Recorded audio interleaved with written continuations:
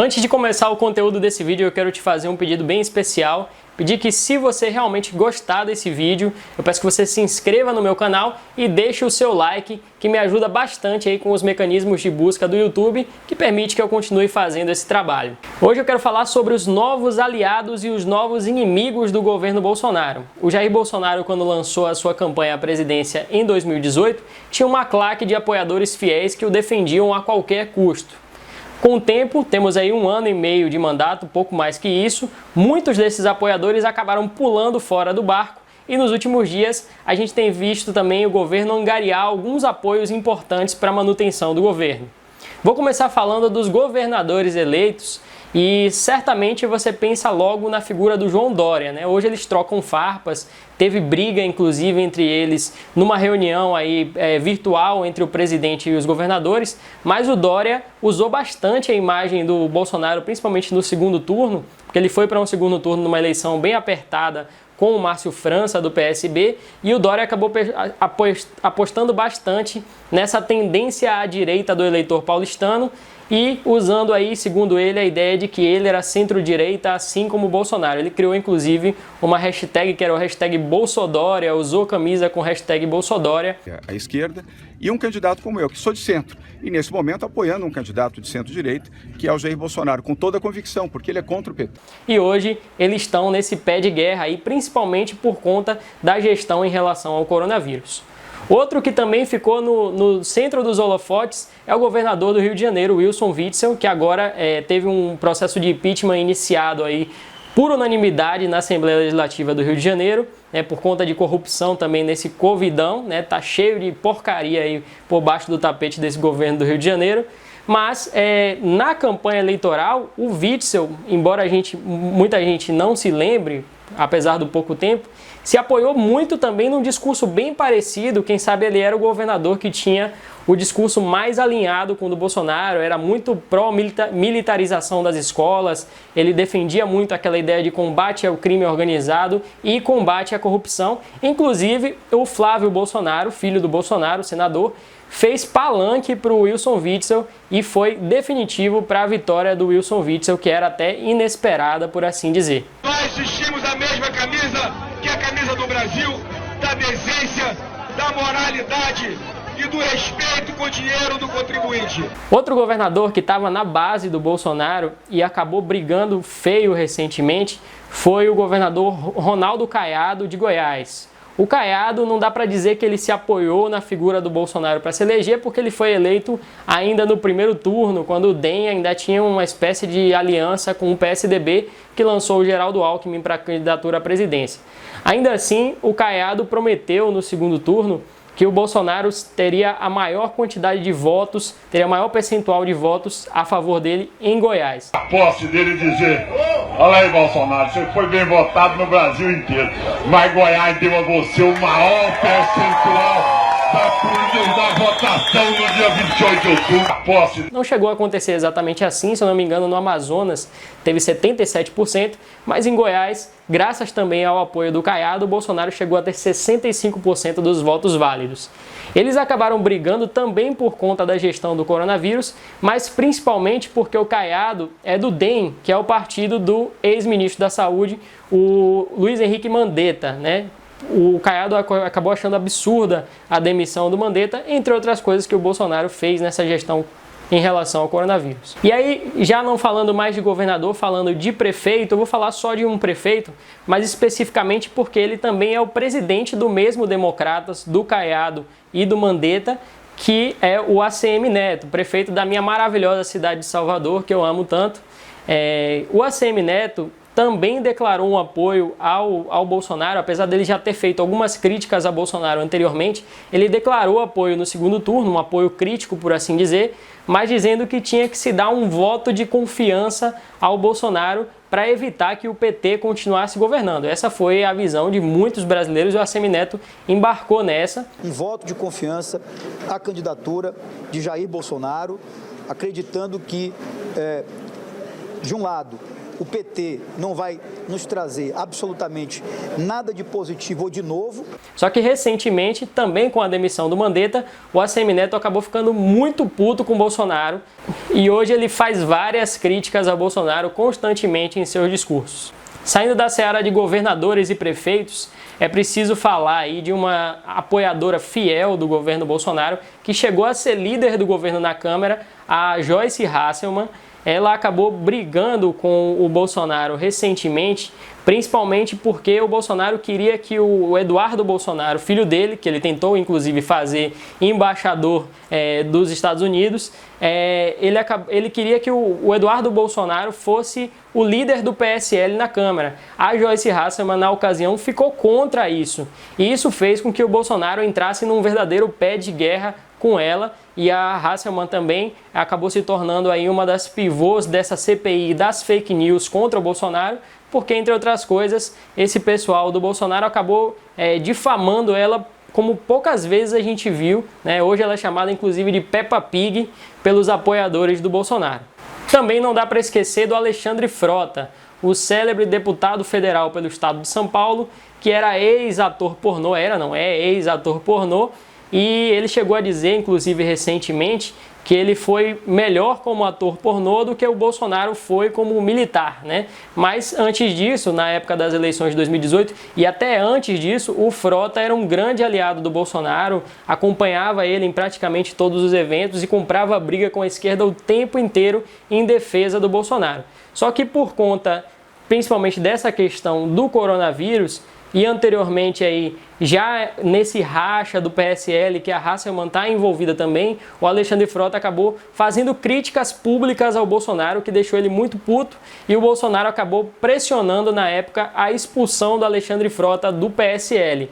O Alexandre Frota, para quem não sabe, foi também o autor do primeiro pedido de impeachment do Bolsonaro na Câmara. Já que a gente está falando dessa turma ainda da ala ideológica, é preciso citar ela que foi cotada como, inclusive, uma das possibilidades aí para ser vice-presidente do Bolsonaro em 2018. Ela foi, inclusive, sondada para isso, mas acabou recusando, a Janaína Pascoal, que acabou se elegendo a deputada estadual mais votada de São Paulo, mas também na base do Bolsonaro. Ela brigou com o Bolsonaro recentemente, justamente por conta dessa gestão do coronavírus, no dia que ele saiu ali para cumprimentar a manifestação na frente do Palácio do Planalto.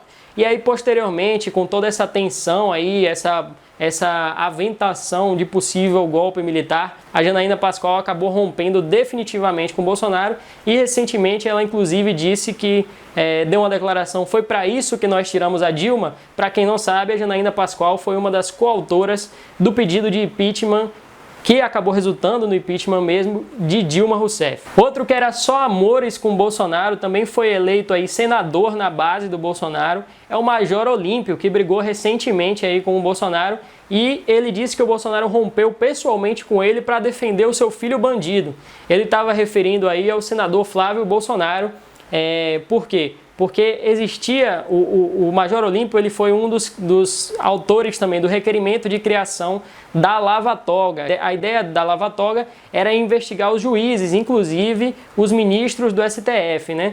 E aí, o que houve na época foi um grande acordão do governo com o judiciário para acabar com a Lava Toga, desistir dessa ideia de Lava Toga, e uma das contrapartidas que o governo esperava era livrar a barra do Flávio Bolsonaro, que era investigado, entre outras coisas, por aquele escândalo de rachadinha no seu gabinete envolvendo o sumido Flávio Queiroz. Então o Major Olímpio fez cobranças duras em relação a isso, chamou o Flávio Bolsonaro de bandido e rompeu com o governo. Hoje também faz parte da oposição do governo. Detalhe, o Major Olímpio é líder também do PSL no Senado. O Bolsonaro acabou saindo do PSL, brigou também com o Luciano Bivar. Uma das grandes críticas que se faz ao Bolsonaro é que ele tem essa capacidade de afastar os seus aliados, né? Ele se elegeu aí com quase 70 deputados na base do PSL e hoje metade disso aí já não apoia ele. Não vou citar nome por nome de deputado, de senador que deixou de apoiar o Bolsonaro, ia levar horas para fazer isso, mas estou citando os principais para você. Mas nem só de baixas vive o governo Bolsonaro. Recentemente, alguns novos tripulantes acabaram aí entrando na embarcação do governo Bolsonaro. Entre eles aí, eu acho que o principal, o que mais chamou a atenção, foi o Roberto Jefferson. Roberto Jefferson, que foi condenado a mais de 7 anos de prisão por corrupção passiva e lavagem de dinheiro no escândalo do Mensalão. Roberto Jefferson sempre foi da base de apoio desse governo Lula e recentemente ele passou a adotar uma postura bem conservadora, né? No seu Twitter, virou olavista praticamente, postou inclusive fotos segurando o fuzil, dizendo que o Bolsonaro tinha que dar um golpe militar realmente para impedir o que ocorresse uma verdadeira ditadura do judiciário, que é o que muitos bolsonaristas acreditam que está ocorrendo hoje com as intervenções do STF. Apesar do Roberto Jefferson ter sido condenado à prisão, ter ficado preso pouco tempo, né, depois acabou progredindo para o semiaberto, ele continua sendo a principal liderança do PTB.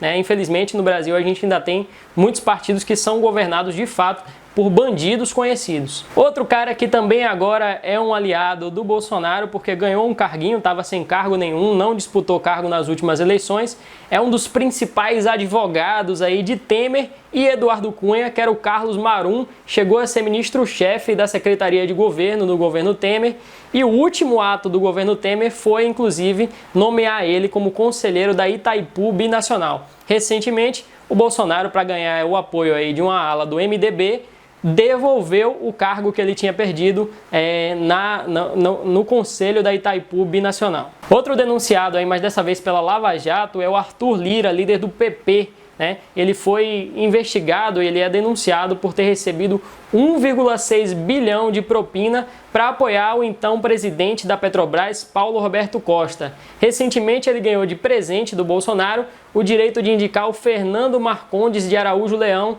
para a diretoria do Denox. O governo também conquistou aí o apoio do Ciro Nogueira, senador do PP também, que ganhou de presente o direito de indicar o Marcelo Lopes da Ponte para a presidência do FNDE, que administra um orçamento de quase 50 bilhões por ano.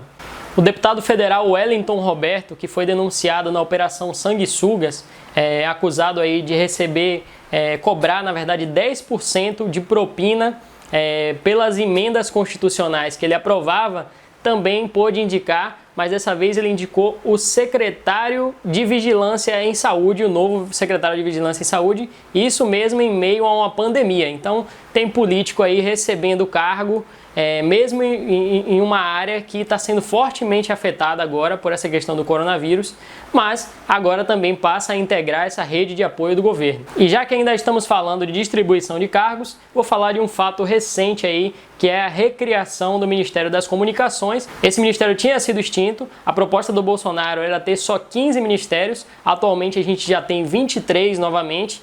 Então, criou-se novamente esse ministério para colocar nas mãos do Fábio Faria, convenientemente, porque ele é do partido do Kassab, o PSD, então o Bolsonaro aí ganha o apoio do PSD de Kassab e também ganha o apoio do Silvio Santos, que é sogro do Fábio Faria. O Fábio Faria, interessante, é que ele também apoiou os governos Lula e Dilma, ele era um apoiador incondicional desses governos, reafirmou isso algumas vezes e hoje integra aí o governo Bolsonaro. E além disso, o Fábio Faria deu uma entrevista para a Jovem Pan, se eu não me engano, no Pânico, em que ele dizia que a diferença do governo Bolsonaro para os governos Lula e Dilma é que o Bolsonaro não negociava ministérios para obter apoio político. Irônico, né? O fato é que todos esses novos aliados pertencem ao chamado Centrão, que agora já administra mais de 80 bilhões do orçamento anual do Brasil. Né? O Bolsonaro tinha prometido, como um dos seus motes de campanha, que se fosse para trabalhar com esse toma lá da cá, ele estaria fora da disputa. Não é o que acontece hoje. E cada vez mais o Bolsonaro depende de quem ele sempre criticou, da política que ele sempre criticou, para se manter no poder. O Brasil tem tudo para ser uma grande nação. Qual é o seu maior problema? O nosso maior problema é o político. São as indicações políticas, é o toma lá da cá. E as consequências desse tipo de fazer política é a ineficiência do Estado e a corrupção. Tem que jogar pesado nessa questão, valorizar a sua Polícia Federal, valorizar o seu Ministério Público, os homens que realmente vão atrás desses que temem roubar a nação.